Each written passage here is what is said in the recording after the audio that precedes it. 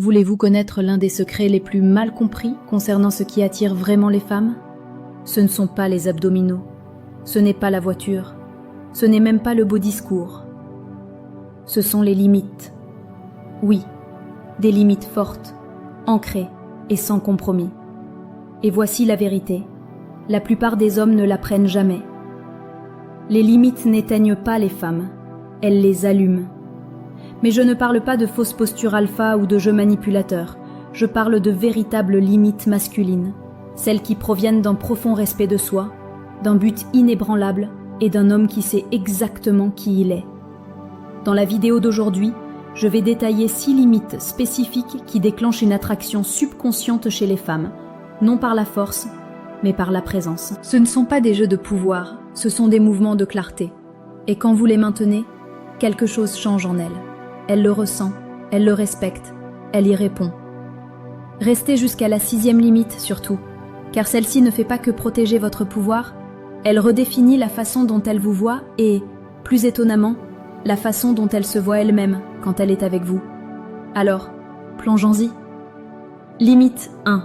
L'avantage de l'indisponibilité. Votre temps vous appartient. C'est la première et la plus puissante des limites que vous puissiez jamais fixer. Au début, celle-ci semble dangereuse. Vous ne répondez pas à son message tout de suite. Vous ne laissez pas tout tomber quand elle appelle. Vous ne réorganisez pas tout votre emploi du temps juste pour être disponible pour elle sur un coup de tête. Votre esprit crie « Attends, ne va-t-elle pas perdre tout intérêt? Ne va-t-elle pas penser que je m'en fiche? Ne va-t-elle pas passer à quelqu'un de plus réactif ?» En fait, c'est le contraire qui se produit. Quand vous n'êtes pas toujours disponible, vous envoyez un message, non pas avec des mots, mais avec de l'énergie. Mon temps a de la valeur. Ma vie est déjà pleine.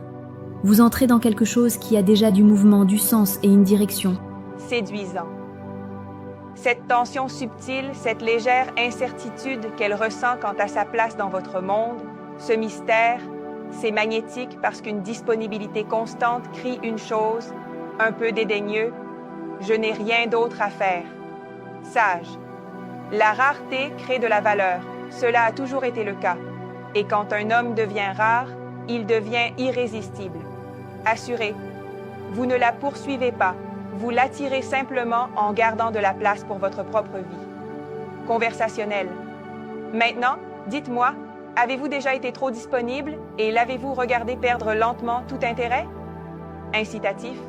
Laissez le mot « coupable » dans les commentaires si cela vous est déjà arrivé, car ce seul changement peut modifier toute votre dynamique de rencontre. Directif, puissant. Limite 2. La règle du non sans excuse. Ferme. Dites non sans culpabilité. Cette seule limite peut tout changer. Instructif. Voici le tournant psychologique que la plupart des hommes manquent. La façon dont vous dites non importe plus que la fréquence à laquelle vous dites oui. Imaginez ceci. Elle vous invite à quelque chose qui ne correspond pas à votre emploi du temps ou à votre énergie. Vous voulez dire non, mais votre instinct vous dit « ne la contrarie pas ». Alors vous finissez par dire « je suis tellement désolée, j'ai juste ce truc et peut-être que je peux le déplacer, mais je vais essayer, je promets ». Vous vous justifiez excessivement. Vous faites marche arrière. Vous adoucissez votre vérité jusqu'à ce qu'elle ne ressemble presque plus à une limite. Et elle le sent. Comparatif, confiant. Comparez cela à ceci. Je ne pourrai pas venir ce soir, mais j'espère que ce sera super. On se retrouve plus tard cette semaine. Poli, clair, confiant. C'est attrayant. Vous n'avez pas gigoté.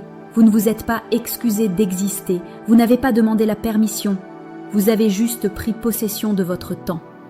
Un homme qui peut dire non sans culpabilité ne protège pas seulement son emploi du temps. Il communique qu'il se fait confiance. Et dans un monde plein d'hommes essayant de plaire à tout le monde, ce genre de confiance en soi, c'est magnétique. Limite 3. Le réflexe de respect. Signalez calmement le manque de respect subtil.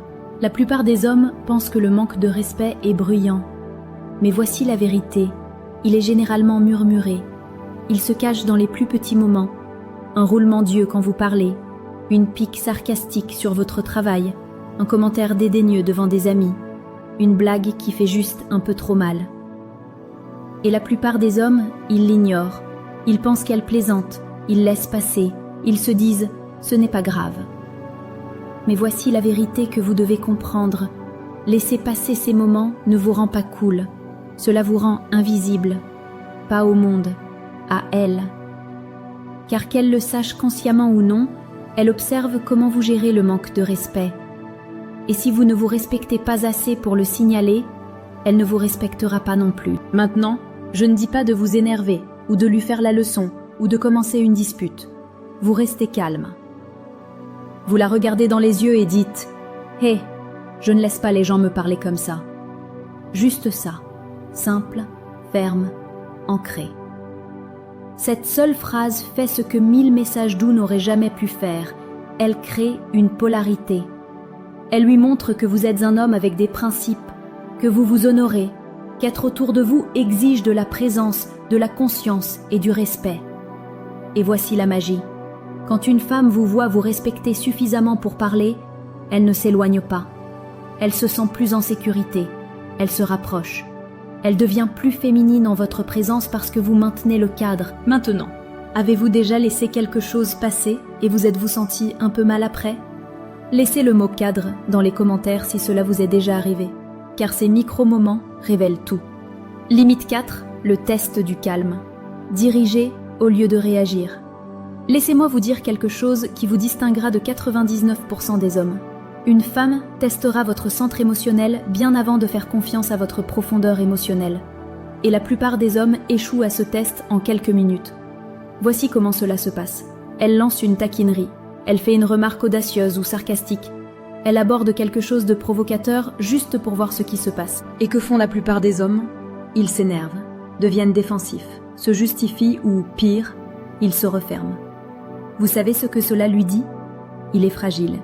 Il ne sait pas qui il est. Il ne peut pas gérer l'intensité. Mais l'homme qui reste centré, celui qui entend la pique, marque une pause, sourit et dit quelque chose comme « C'est mignon, tu testes toujours les gars aussi vite ?» Cet homme, il vient de renverser la situation. Parce que le contrôle émotionnel ne consiste pas à être froid. Il s'agit d'être ancré. Et quand une femme sent qu'elle ne peut pas vous ébranler, elle se détend, elle vous respecte. Et au fond d'elle, elle commence à se demander « Pourquoi d'autres est-il inébranlable ?» Et cette question, cette curiosité, c'est ce qui l'attire plus profondément.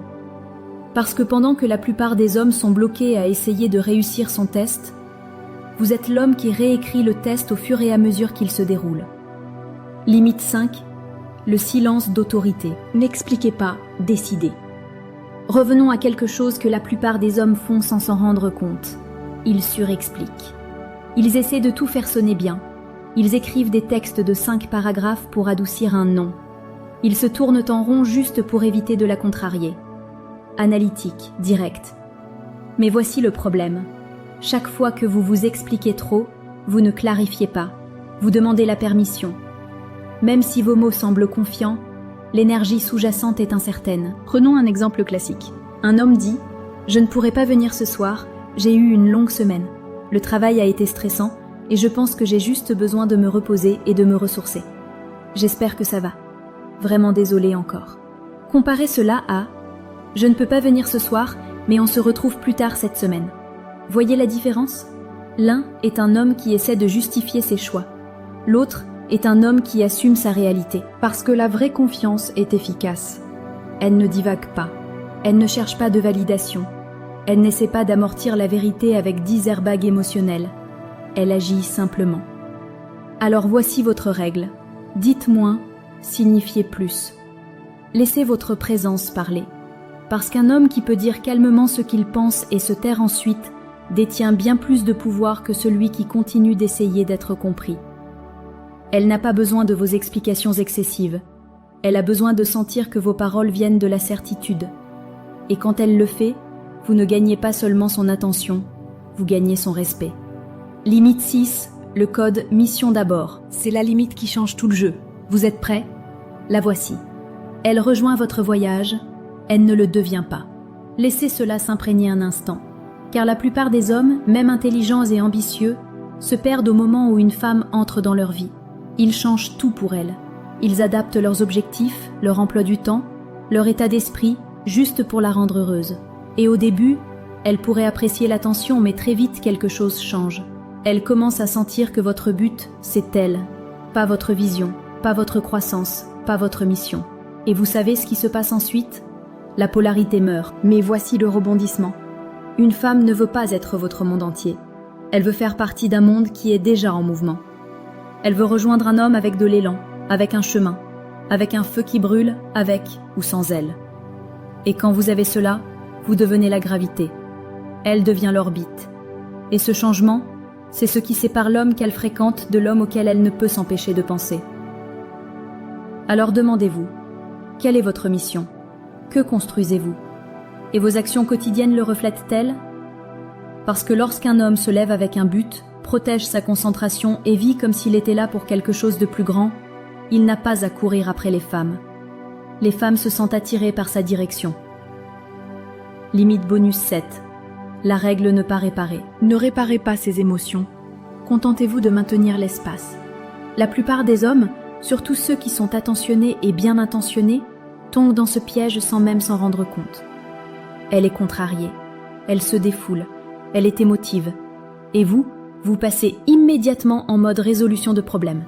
Vous dites des choses comme « Ne t'inquiète pas, ce n'est pas si grave, voici ce que tu devrais faire, tu y penses trop, fais juste ça ». Et bien que vos intentions soient bonnes, ce qu'elle entend c'est « Il ne fait pas confiance à mes sentiments, il essaie de me réparer au lieu de me ressentir ». Voici la vérité. Un homme ancré n'essaie pas de réparer son état émotionnel. Il maintient l'espace pour elle. Il écoute. Il respire.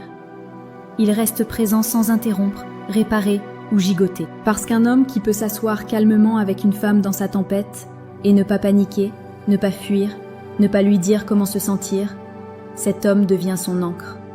Il devient celui en qui elle a confiance, sur qui elle s'appuie et qu'elle désire. Non pas parce qu'il a résolu ses problèmes, mais parce qu'il ne l'a pas abandonné au milieu d'eux. Laissez-moi le redire pour les hommes du fond. Vous n'avez pas besoin des bons mots. Vous avez besoin de la bonne présence. Limite bonus 8, le principe du mystère. Protégez votre histoire complète. Ne partagez pas trop tôt. Voici quelque chose dont peu de gens parlent dans les conseils de rencontre. Les femmes sont plus attirées non pas par les hommes qui révèlent tout, mais par les hommes qui révèlent juste assez.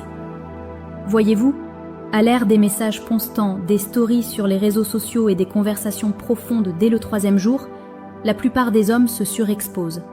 Ils racontent leurs traumatismes, ils révèlent leurs détails financiers, ils déballent chaque chapitre de leur passé comme s'il s'agissait d'une séance de thérapie. Mais voici ce que cela fait. Cela tue le mystère. Et le mystère est magnétique. Le masculin ne s'explique pas toujours. Il ne remet pas chaque page du livre au premier rendez-vous. Il la laisse se poser des questions. Il la laisse se pencher en avant. Il la laisse poser des questions. Parce que lorsque vous gardez un peu de secret, non par peur mais par intentionnalité, vous créez une attraction. Elle sent qu'il y a plus en vous. Elle ne se sent pas en droit de connaître l'histoire de votre âme. Elle se sent honorée lorsque vous la dévoilez lentement. Cette révélation lente, cette profondeur contrôlée, c'est enivrant.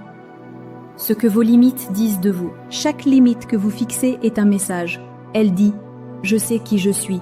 Je n'ai pas peur de perdre ce qui ne correspond pas à cela. » Ce genre d'énergie masculine, ce n'est pas seulement attirant, c'est inoubliable. Parce que voici ce que les femmes ressentent, même si elles ne le disent jamais à voix haute. S'il se respecte autant, peut-être que je serai aussi meilleure en sa présence. Cela élève toute l'interaction. Vous n'essayez plus d'être suffisant pour elle. Vous établissez une norme et la laissez s'y élever. Alors dites-moi en commentaire laquelle de ces limites vous a le plus frappé. Laquelle allez-vous mettre en œuvre dès aujourd'hui? Si cette vidéo vous a aidé à changer votre état d'esprit, mettez un pouce bleu, abonnez-vous à Dark Psychology et appuyez sur la cloche pour ne jamais manquer une perspicacité qui peut changer toute votre approche. Jusqu'à la prochaine fois. Je suis Amélia, vous rappelant de fixer la norme, de protéger votre cadre et de vivre le moment présent.